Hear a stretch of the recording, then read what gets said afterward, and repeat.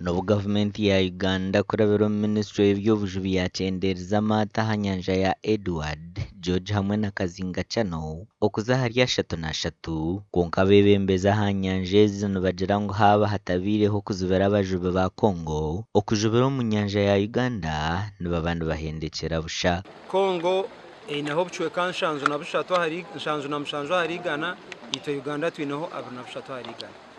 Hati kandi kuturaze kurinda enyanza tukarinda orubazu orwaya Uganda rwonka tutateireho kugira ngu na government ya Congo nayo etemwa amani babase kurinda enyanja y'orubazu rwa Congo, then ntuba twayozya kandi tukankomita konka obwire nko kuburabe n'ubugendo mu mission twenda kugamba n'abanyabutegetsi ahiguru kugira ngu n'enshonga ya Congo nayo bagirebemu tureke kushana abarinde b'enyanza ukubirindira kandi abakongo kwija bakabiba bakabitwara bakabizubwo kubayenda.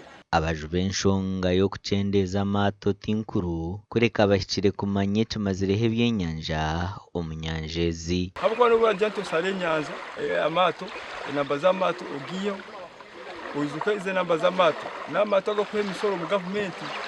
Ekyakabiri abantu babine emali zabo baguza amayingini bali omuloni, abandi bagura obutimba buli omuloni. Ati wagira ngo agenda abibika abitenka kandi n'omuntu akudipendinga hamiza aho.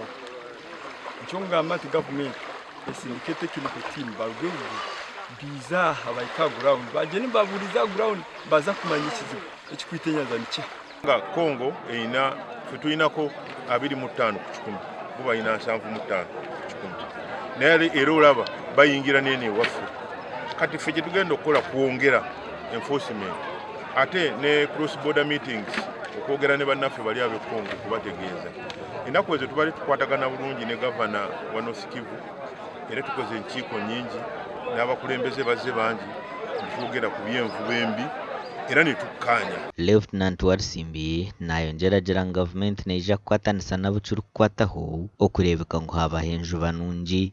Marines ezikola ku mazzi zibe nga zikwatagana eyaffe neya DRC kugamba omukwano gubeerewo mu nkola sigamba nti kozesa amaanyi no kubera nga tuwuliziganya bulungi nnyo nga tubali tukola era nga president batulagira kubanga tuwuliziganya ne bannaffe abaliraanwa baffe. The landing site will work as a hybrid team so that we see the benefits. Sisho shemabe kanya ne local revenue ikakanya kundano kamba 98% ya local revenue this landing site eye Kombo. So the moment the fish stock increases, that means my local revenue is also increasing through fish movement permits. Abebembezi aba nibagira ngu omubaro gw'amaato 3 n'omuce munonga habwo kuba okujubanuka okuba basizeho kandi nibashaba ngu bongereho nanga ogahika amaato 100. Amakuru aga gashakwa Gilbert Mahanguzi.